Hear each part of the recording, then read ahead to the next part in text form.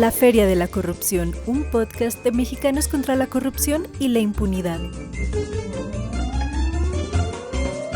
Y yo matándome, buscando la forma para generar lana, para cubrir esto, para cubrir el otro, para que estos desmadres estén caídos.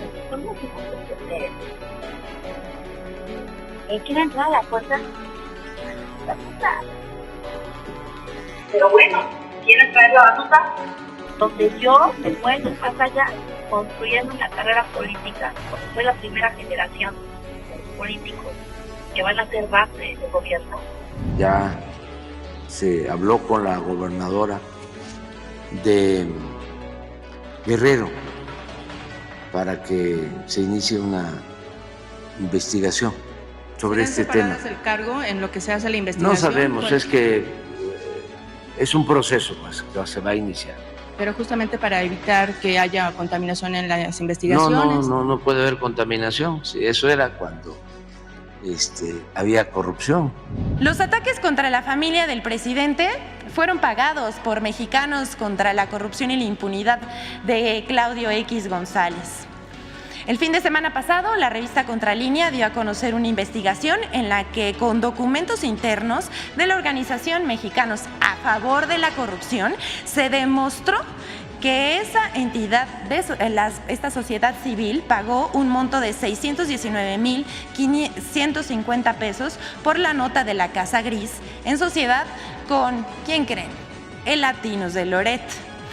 Con este material, por meses han atacado al presidente y a su familia. Bienvenidas y bienvenidos a una feria más de la corrupción, el videopodcast de Mexicanos contra la Corrupción y la Impunidad. Me da muchísimo gusto saludar a mis colegas, a queridos hermanos. ¿Cómo están? Leo, Mac. Muy bien, aquí. Un poco enfermilla. Vamos a decirlo de entrada, un poco enferma. No, enferma no. Ronquilla. Muy frías el fin de semana. ¿No? Se las tomó. Leo, ¿cómo andas? Mejor que el país, claramente. Siempre con la nota positiva. Sí, uno que trata de que la audiencia que nos sigue sepa que aquí que hay buenas noticias. Oye, sí, pero creo que Leo, con lo que dijo, me recordó. De ahora en adelante también vamos a tratar de buscar datos alentadores, ¿no? De lo que discutimos acá. Creo que no tiene que ser de cualquier rincón del país, tiene que haber algo. Yo te digo algo positivo en esta administración, creo que ha sido el alza del salario mínimo, ¿sí? Yo creo que ese es un acierto. No, es y sigue siendo. Es un acierto del presidente López Obrador, ¿sí? Haber tomado la bandera. Claro, lo podemos calificar porque poca gente gana el salario mínimo, hay mucha informalidad, etcétera, pero ha subido, si lo contrastamos con otros gobiernos, Darío, ha subido 20% más o menos en términos reales. En términos reales y en términos nominales también se ve muchísimo. Creo que es uno de los temas justo de las notas positivas, pero hay que ver justo quién gana el salario mínimo de verdad, ¿no? Porque pues en el tianguis no te pagan en salarios mínimos, ¿no? O sea, no podemos dejar la nota. Es que me cuesta trabajo. No podemos dejar la nota arriba. Está bien. Bueno, prometo hacer la tarea. No, exacto. Yo creo que puede ser, y no tiene que ser del gobierno, puede ser de, no sé, de ciencia, de algún libro interesante que se ha publicado. Creo que lo voy a poner en la mesa de redacción para que el mexicano tiende a ser feliz, ¿sí? Se siente que es feliz y siente que los logros y fracasos son responsabilidad de él. No le echa la culpa al gobierno, no le echa la culpa al vecino, no nada, sino se responsabiliza de sus actos. No, pues, podemos, no. Ahora, no te metas con Leo y conmigo sobre datos, Ahora, ¿no te parece una nota positiva saber que ya al menos un candidato nos dio un plan de seguridad? No. Tenemos el plan Ángel. No. Más seguro. O sea, justo no, Leo. Justo no.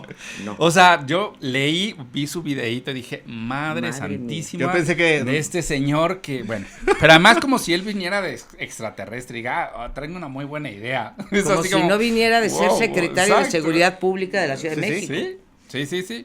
No, yo decía como buscar ese es el tema, ¿no? Sí, ¿en qué lugar está México en esa lista de personas felices? Pues estamos muy arriba. Sí, es de las pocas cosas. A pesar de ustedes dos. Normalmente somos país de media tabla. En las cosas malas, tipo corrupción, impunidad, somos hasta abajo. Pero en felicidad, fíjate que somos. Pero bueno. Pero mira, violencia, si va. ¿no? Ok, bueno, ahí voy. Sí. No le... Ahora, el INEGI tiene un dato que mide felicidad y México sale en 6.5. O sea, muy bien. De 10. No estamos reprobados, pero eso nos pone en el top 30. O sea, es como el 6.5 de ustedes dos, son la media nacional. No. Bueno, yo digo, eso sí, no. Yo creo que yo estoy un poco más arriba, la verdad. Lo que no está, ¿en qué? ¿En looks? No, en la felicidad. Lo que no estamos en media tabla ni en el primer tercio, sino en el último tercio, más bien hasta abajo, es en violencia. Bueno, creo que la Casa de los Sustos hoy está en Chilpancingo Guerrero, ¿no? Es decir, un video justo donde la alcaldesa, ¿no? Norma Otilia Hernández, fue filmada con uno de los líderes locales de grupo de narco, ¿no? Los ardillos. No pasa nada. Eso es increíble, ¿no? Sale a cuadro, no pasa nada. Y después digamos, la violencia, la retención, el cerrar las carreteras. No sé, ¿ustedes cómo ven la violencia en los últimos tiempos en México? Mira, primero, ahorita que nos dé unos datos, Leo, de... Alentadores. Para levantar el ánimo, porque nos sigue diciendo el presidente de la República en las mañaneras que los secuestros, las extorsiones, los homicidios siguen bajando y uno va a todas las fuentes acreditadas nacionales e internacionales de las que ya va a hablar Leo y resulta pues que no. Pero no solamente eso, se atreve a decir frente a las cámaras que ahora la prensa conservadora, los medios conservadores, estamos con lo de la violencia porque no nos funcionó lo de Xóchitl. No sé qué quiere decir eso de que no nos funcionó lo de Xochitl-manía. La Xochitl-manía no nos ayudó y entonces ahora estamos dando por... Pero yo voy a los hechos para que el público que nos ve juzgue. Autos quemados, camiones militares robados. Secuestrados abiertamente, sí. 7 cadáveres, algunos desmembrados. ¿Sí? Bloqueo de carreteras y todo lo que podemos decir o nos dice la Secretaría de Seguridad Pública y nos dice la alcaldesa de Chilpancingo es que este gobierno no reprime, este gobierno hace las cosas a través de la negociación. A ver, creo que en México, Darío, tenemos un problema entre el uso legítimo de la fuerza y la represión. Están cometiendo crímenes. ¿Cuál te gusta? Asesinato, bueno, homicidio, secuestro, extorsión. Te estoy mencionando 6 o 7 crímenes con estos hechos que te relato y resulta que caminan impunes los líderes de los ardillos y los tlacos, impunes totalmente, tal y como se dice en el video o tal y como Rosa Isela, la Secretaria de Seguridad Pública Ciudadana, nos dice... Arreglamos todo a través del diálogo, todo por la razón, nada por la fuerza. ¿Y la ley? La ley. Ahora, yo creo que también es bien importante poner como el acento en el orden de las cosas, de los eventos, porque en la narrativa de repente parece que es, detuvieron a los presuntos integrantes de los ardillos y eso es lo que desata la movilización. Y lo dicen casi siempre, la detención pasó el miércoles 5. Pero lo que pasó primero en el orden de las cosas fue que apareció el video. El video, ¿no? Entonces hay un video donde queda expuesta la presidenta municipal de Chilpancingo, ¿no? En esta reunión hay un episodio con narcomantas y demás. Después se da la detención de estos presuntos integrantes, ¿no? Entonces, no tenemos las evidencias suficientes para la causalidad, pero primero exhibieron la relación del poder político con el crimen organizado. Y como producto de esa exhibición, que no sabemos de dónde viene la filtración, es que pasa la detención y después de la detención es que viene el levantamiento, que claramente también difícilmente es un levantamiento popular, ¿no? O sea, no. Pero bueno, 2,000 personas, Leo. Claro, pero lo que me llama la atención es que no había pancartas. Ahora, pero déjame, ahí yo no sé si ustedes escucharon la cobertura de Ciro Gómez Leiva, porque fue muy interesante.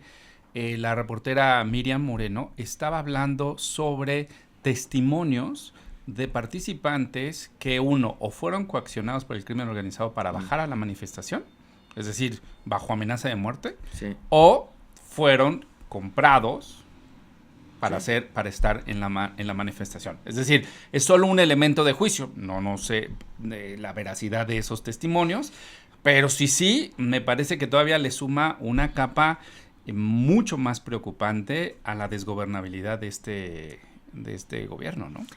Gobernabilidad, pues sí, no hay, digamos, estamos hablando ahorita de Chilpancingo, nos podríamos referir también a muchas otras mediciones internacionales, sobre todo que dicen que el 30% del territorio hay un vínculo entre el crimen organizado y las autoridades, ya sea federales o locales, normalmente locales.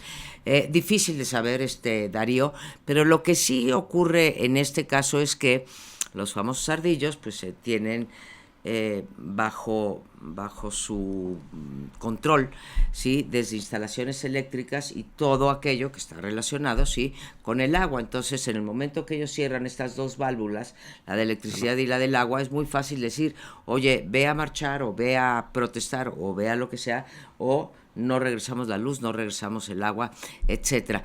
Pero creo que lo más dramático, y con esto no quiero decir que sea fácil para el gobierno, ni federal, mucho menos estatal, lo más dramático es la manera en que nos quieren hacer tragar que esto está dentro de la legalidad, que sentarse a negociar con el crimen organizado es una cosa normal, es una cosa que vale la pena, es una cosa que es correcta, legal, ética, etcétera, etcétera. Pero, a ver, porque luego a Leo en las redes, a nosotros, en Mexicanos, a ti, a todos nos dicen que cuando hacemos estas críticas es porque queremos el pasado, ¿no? Entonces también vamos a deslindarnos claramente del pasado y decir, no, tampoco funcionó Calderón y el ejército afuera, tampoco funcionó Peña Nieto. O sea, acuérdate esas escenografías de García Luna, Calderón, donde detenían al líder y no. O sea, al final, lo que estamos nosotros diciendo es, esto no funciona, lo dijimos cuando no funcionó lo pasado,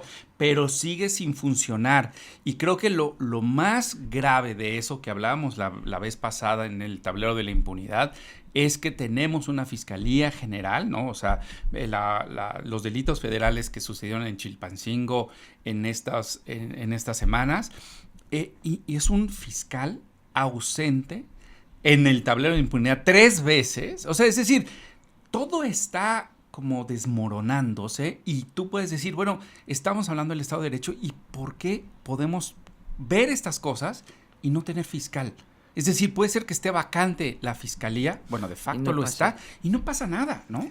Es que creo que hay unos puntos que tocas bien importantes. Uno, de la manifestación de personas que pudieron haber sido obligadas. Ya hemos visto en otras ocasiones como algunos grupos particulares que están controlados o vinculados con el narco, por ejemplo, taxistas en Acapulco sucedió, que salieron a protestar por la detención de un líder, ¿no? Sí. Entonces, lo que tenemos es que el narco se ha ido apropiando como de diferentes áreas económicas, ¿no? Que permite que controles a la población. Y creo que eso va de la mano con un dato que estábamos revisando antes de empezar a grabar, que es, siempre se habla de los homicidios, se han controlado, pero se han controlado en una meseta enorme, pero dicen es un éxito, ¿no? Pero cuando vemos el dato de extorsión, por ejemplo, extorsión no ha bajado desde 2014, ¿no? Desde 2014 tenemos un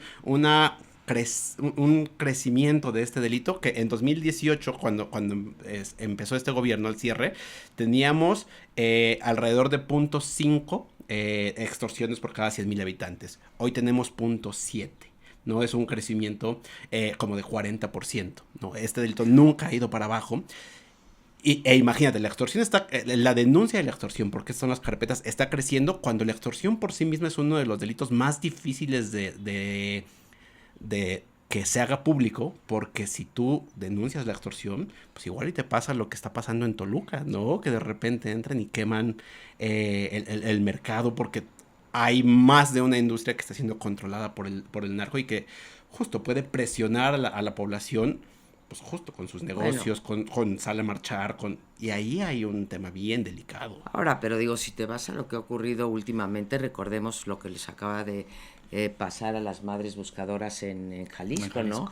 Que llaman por teléfono y les dicen, oigan, hay una fosa clandestina y llegan, hay policías y bombas, y entonces ya no solamente no tienen protección, no solamente no tienen ayuda de parte de los gobiernos federales y estatales para buscar a sus deudos, sino que ahora además las ponen en peligro. Y tampoco se nos olvide que ha habido 3 periodistas desaparecidos en las últimas 2 semanas, ¿no? Sí, o una semana, 2 en Nayarit, uno en Veracruz, uno muerto. Totalmente. O sea, estamos realmente en una cuestión de violencia en donde, mira, si me dijeras lo que ha habido yo creo que hay una claudicación frente al crimen organizado.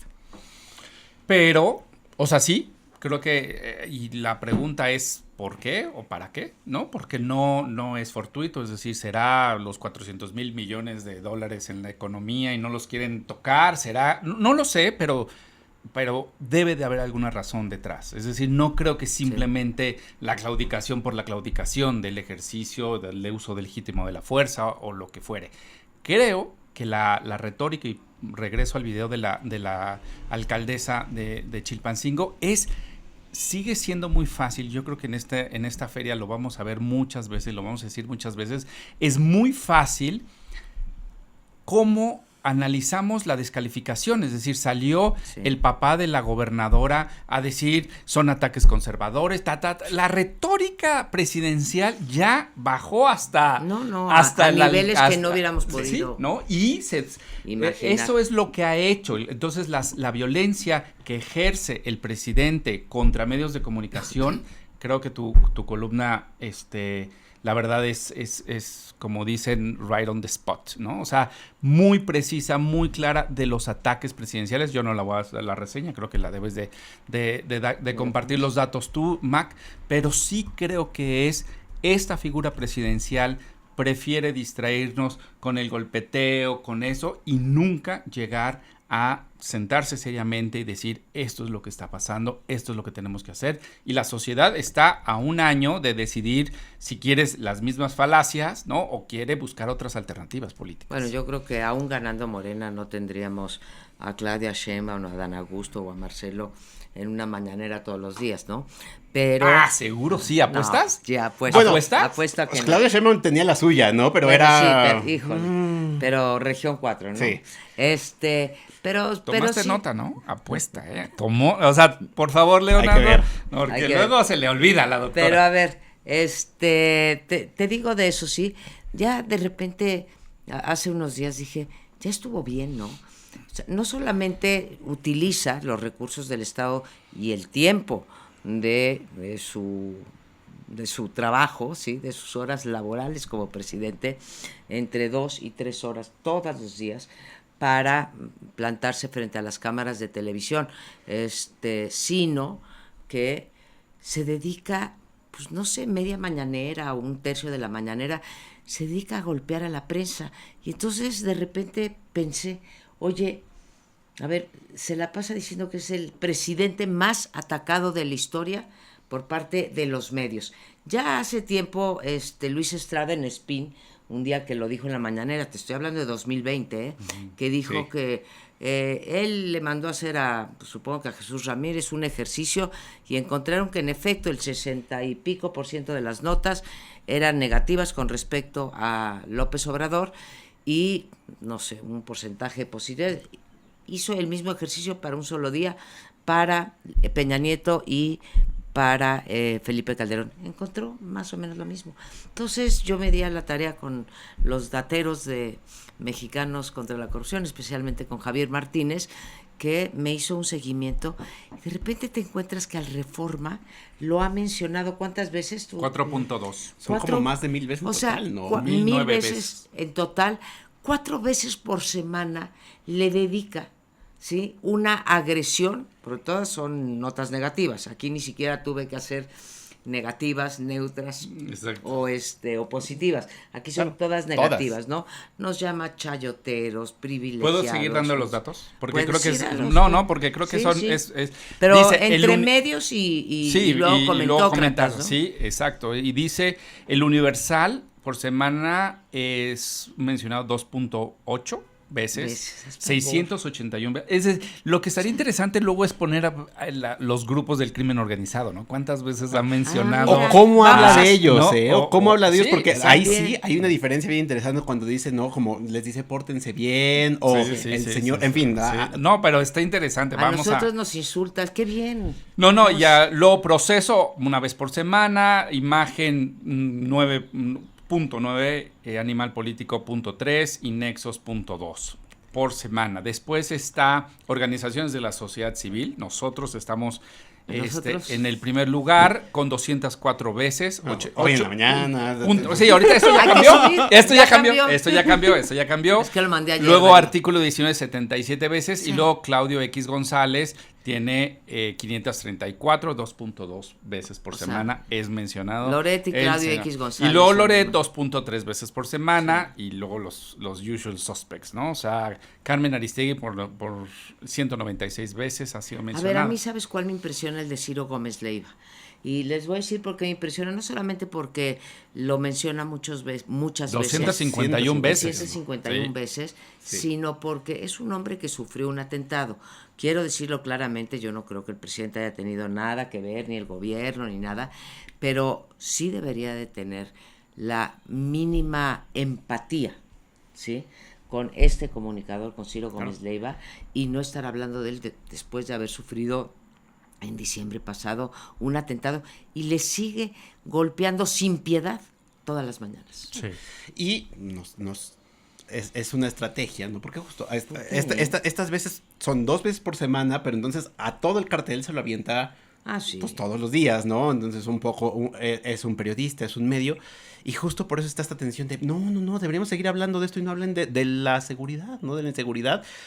Es esta disputa por la agenda pública, pero creo que también se está resquebrajando lo que teníamos al principio, porque el presidente tenía un control muy efectivo de la agenda, porque pues todavía existía esta cosa de denme chance, ¿no? Vengo llegando en el gobierno del pasado, pero que esté pasando lo que está sucediendo en el país en el 5º año de gobierno, pues también y que estén hablando de los periodistas. Y que estén hablando de los periodistas, pues nos dice dónde están. Bueno, en un sexenio donde 40 periodistas han sido asesinados. En su sexenio, o sea, esto no tiene nada que ver con Calderón, esto tiene que ver con su sexenio, y entonces yo creo que sí es algo así como muy grave, 47 en el sexenio de Peña Nieto y 48 en el de Calderón, pero vaya, esto le falta un año, ¿no? También hay que ver un poco cómo está la violencia, y creo que lo que está diciendo Leo a mí me parece muy interesante, pero si también lo agarramos desde el ángulo de él tiene una capacidad de poner la agenda, sí. Pero yo creo que también, y lo que le enoja, es que no necesitas ni cobertura. Es decir, la violencia se ve en las redes sociales, se ve en los bloqueos, se ve en los asesinatos. Es que lo ves en Toluca con colgados. O sea, no creo.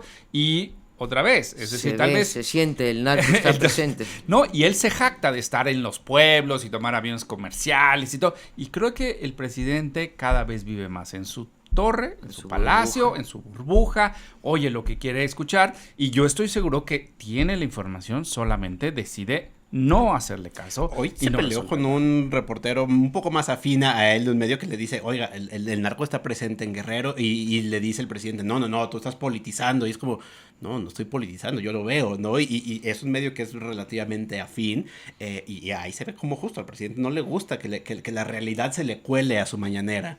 Mira, siendo un político que desde luego ha sido hábil en todo su sexenio, porque vi que tener los terribles indicadores que tiene en materia de salud, educación, violencia, violencia de género, en fin, todos los indicadores, crecimiento, ¿verdad? Y que haya podido mantener este control de la narrativa, pues dices, algo tiene este presidente, pero creo que se le está acabando el tiempo, y uno de los errores graves que cometió es quitar la interlocución, eso del diálogo circular que, te insisto, nunca he entendido qué quiere decir, es que empieza a hablar él y termina hablando él. No sé qué quiere decir, pero tan fácil que hubiera sido sentarse con Mexicanos contra la Corrupción. Oigan, ¿qué proponen para acabar con la corrupción y la impunidad? Y con otra organización, oigan, ¿qué proponen? ¿Cómo se llama? ¿Ciudadanos sin Guerra? No. Seguridad sin Guerra, o con Eduardo Guerrero, o con, los especialistas, Alejandro Open, paz descanse. Los conservadores. Pero algunas ideas debemos de tener más o menos. Ahora, déjame, le doy una vuelta de tuerca adicional, porque no solo no habla con la sociedad civil por un discurso, no habla tampoco con las víctimas. No, creo que una cosa que me llama la atención es, si uno busca tragedias que hayan pasado durante este sexenio, no hay una foto de López Obrador en una tragedia. Llámese que hay unos mineros que se derrumba una mina en el norte, llámese inundaciones, llámese... El presidente no va a ver las víctimas, ni siquiera el metro cuando se cayó, ¿no? Que estaba a unos cuantos minutos de salir del palacio, no va a ver las víctimas. ¿Y en la pandemia cuándo fue a ver a alguien? Nunca. Y entonces, o sea, se rompe incluso esa interlocución con el elemento pues más frágil de todos, que son las víctimas, ¿no? Con el pueblo, que justamente ahí también nos habla de pues una cerrazón a mi mundo está bien, ¿no? Mi mundo es ideal. Las víctimas ni siquiera las recibo, ¿no? Llámense mujeres, llámense desplazados, llámense migrantes, las víctimas no son bienvenidas en el palacio. Sí, y yo creo que hoy la señora mentirosa, bueno, la señora de las mentiras, no sé cómo. Liz Vilchis. Esa, yo creo que es muy interesante el estudio, cómo inclusive cura sus intervenciones y todo, porque justo nos volvió a mencionar diciendo, lo que, datos erróneos, pero lo que había costado la investigación de la Casa Gris, no tiene nada que ver las cifras que mencionan, y también muy claramente la biosfera que hace los medios afines del presidente, es decir, él alimenta, y por eso dice que, por ejemplo, hoy lo dijo, la jornada está muy cerca del pueblo. Pues sí, cuando le paga 750, la jornada hace 750 millones, la jornada se para de cabeza, ¿no? Estando al borde de la extinción hace unos años, hoy está muy... Le dan la misma cantidad de dinero que a Televisa y TV Azteca, ¿no? Pues por eso, no me digas que no está cerca del pueblo, está cerca de quien él diga, ¿no? Y no hay ningún problema. Pero creo que es muy interesante cómo el periodismo de investigación ha hecho, y en eso hablamos en primera persona por nuestros colegas periodistas en la organización y la dirección y editorial que tú le das. Yo creo que es muy claro, Mac, que el periodismo sigue estando vigente, ¿no? En México, sigue siendo fundamental, aunque le enoje al presidente, aunque salga a golpearnos esta señorita o señora, no lo sé, no le quiero faltar el respeto, pero verdaderamente no tiene ningún elemento real para discutir, circular, cuadrangular, lo que sea, no hay ningún tema. Y ahí yo creo que ese es un elemento que tenemos. La sociedad civil y todos estos datos que tú colocas en tu columna sigue estando vigente, sigue siendo necesario a pesar de que, por ejemplo, tenemos nosotros colegas que ya no quieren escribir, ya no quieren salir a cuadro, ya no. ¿Por qué? Porque esta tropa de bots los agreden, les faltan al respeto, porque eso es lo que ha creado el presidente. Desde ahí hasta el presidente municipal o el bot, ¿no? Es que él dice que no ha coartado la libertad de prensa. Y pues uno lo que piensa es que hay muchas maneras de coartar la libertad de prensa, no nada más quiere decir que te cierren el medio, ¿sí? Cosas que ha intentado de todas maneras, ¿no? Porque mandarte una serie de auditorías, revelar los datos personales de tus donantes, etcétera, eso es un abuso por parte del aparato del Estado. Pero la palabra presidencial en sí misma, Darío, no es lo mismo que yo diga, a mí me parece que López Obrador está errado en su política de tal, porque bla, bla, y doy los argumentos, a que el señor me señale, o señale a quien tú quieras, a Krause, a Aguilar Camín, a Loret, lo señale directamente y diga, este señor Loret tiene un edificio que vale tanto y en Miami no sé qué, y además dice mentiras y lo está denostando públicamente. Oye, eso tiene repercusiones. Que yo diga, en fin, yo escribo una vez a la semana, que yo diga una crítica a la política pública anticorrupción, pues no conlleva el peso del presidente, así que sí está inhibiendo, según tratados internacionales, la libertad de expresión y el ejercicio libre del periodismo en este país. Y las cámaras de eco, o sea, también es bien interesante que no solamente es por el discurso en sí mismo, sino que también tenemos pues un montón de funcionarios y personas afines que justo funcionan ahí sí, de manera pues, orquestada, ¿no? Porque vemos una gran... Nado sincronizado. El nado sincronizado pasa, por supuesto que pasa, pero también pasa del otro lado, ¿no? Y lo hemos visto con estos grupos donde se han revelado, por ejemplo, cómo posicionan, hoy vamos a poner este hashtag, ¿no? Hoy hay que defender a esta persona, hay que atacar a esta persona, o lo hemos visto también, por ejemplo, en las movilizaciones para los festejos que hace el presidente en el Zócalo, pues se empiezan a mover en redes, en WhatsApp y demás, esta serie de mecanismos para, este es el mensaje que hay que posicionar, esto es a quien hay que atacar, y además se ha documentado en más de una ocasión, ¿no? Cómo existen estas granjas de voz, ¿no? Que, a ver, no quiero decir que no existan en otros lugares o en otros espectros políticos, bando contrario, pero también pasan de este lado, ¿no? Y entonces es muy fácil decir, yo no coarto la libertad de expresión porque yo no hago nada activamente, digo esto, pero además está pasando pues esta situación que lo ves en las redes cuando te agarran a tuitazos, ¿no? Y empieza a hacer una acción coordinada. Bueno, y yo creo que justamente, a ver, ya ahí les va, digamos, un cuestionamiento. Muchos de los presidentes municipales que ven en el presidente, digamos, un manto de impunidad, de vamos a copiar el sistema, vamos a copiar el modelo, pero también el presidente es el presidente, ¿no? Es decir, no hay personalidades, hay trabajo, es algo muy particular. Yo no creo que se pueda generalizar, pero sí creo que podríamos hacer un muy breve análisis sobre cuáles ya son los contrapesos reales de este gobierno en estos momentos. Es decir, ¿no tienen ustedes una sensación de que el presidente ya es menos poderoso de lo que ha sido?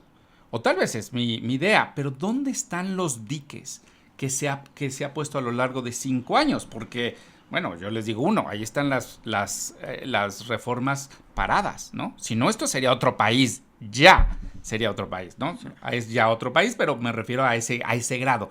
¿Cuáles creen ustedes que han sido esas? Bueno, tenemos hoy en día, y desde que salió el anterior presidente de la Corte, Arturo Saldívar, tenemos el mayor contrapeso, me parece, al Ejecutivo, es la Suprema Corte, y debemos cuidarla.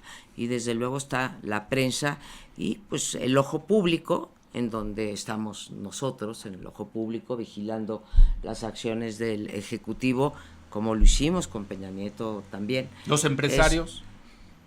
No veo más con los empresarios, veo más un acomodo, un sentarse a dialogar. Habrán logrado algo, algunas leyes las habrán un poco modificado, pero no ha habido un empresariado, digamos, combativo como hemos sido la prensa o las organizaciones de la sociedad civil. No, creo que más bien ellos optaron por el método más de negociación, pues, ¿no? Ahí está el Consejo Asesor Empresarial, ¿no? Justo también, o sea, como justo los empresarios que son muy cercanos al presidente y que son las grandes fortunas. Bueno, ¿saben quién creo que ha estado sumamente callado? La comunidad internacional, por ejemplo.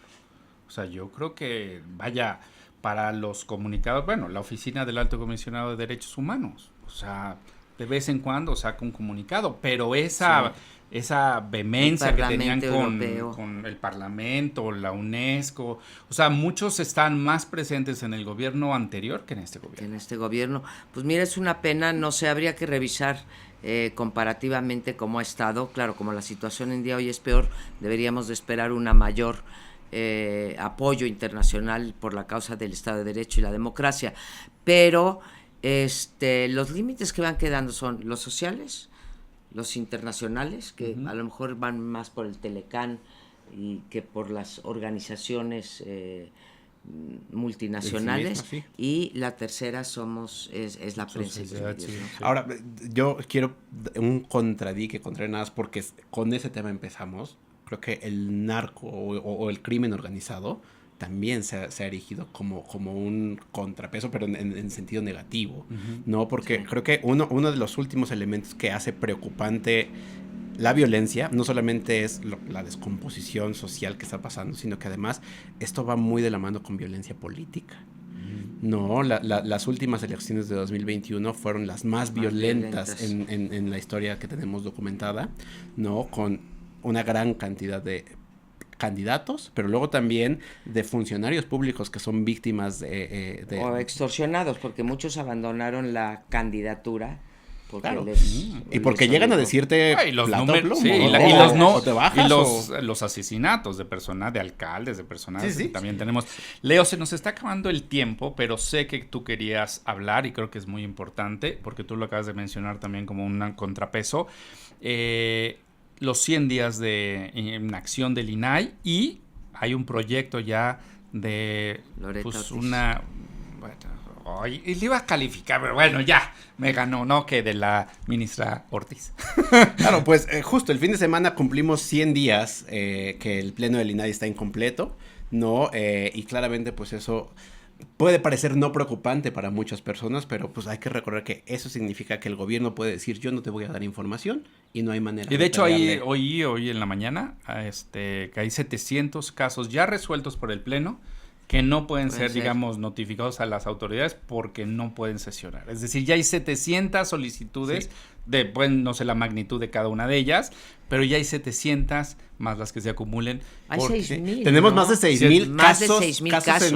Sí, que son, o sea, cuando metes el recurso de revisión es el número, tenemos 6,000 recursos de revisión acumulados y más los que se vayan acumulando.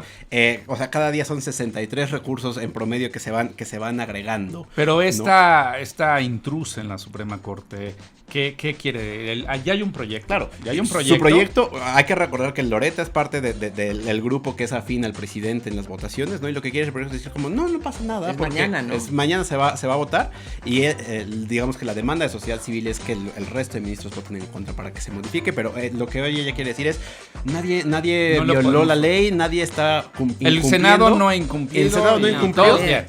Básicamente dice todos bien, a pesar de que hay sentencias. En fin, ya hemos hablado y otro día profundizaremos en el INAI, pero creo que hay pérdidas bien importantes porque justo ese era uno de los diques que también se presentó por cerrar con el caso con el que nos mencionan en la mañana, ¿no? De la Casa Gris. Si no hubiera sido por el INAI, no hubiera habido Casa Gris y no hubiera habido comprobación de una mentira absoluta, porque un punto finito de eso. Pemex dijo, no hay contratos, no se le dieron contratos en Texas a esta empresa. No hay. Ellos dijeron, no existen contratos. Y el INAI obligó a que revisaran y de repente, sí aparecieron, sí estaban. Y así podríamos hacer una lista interminable de todo lo que ha hecho Mexicanos contra la Corrupción. Sin el INAI es imposible. Sí. Pues muchísimas gracias, queridos colegas, como siempre. Es un placer. María Amparo, cuídate mucho. Muy bien. Muy bien. Sí, la productora que te quería mandar a dormir desde antes. Es una vergüenza. Pero muchísimas gracias, Leo. Pues nos vemos la próxima semana. A ustedes muchísimas gracias por sintonizarnos. Hasta pronto.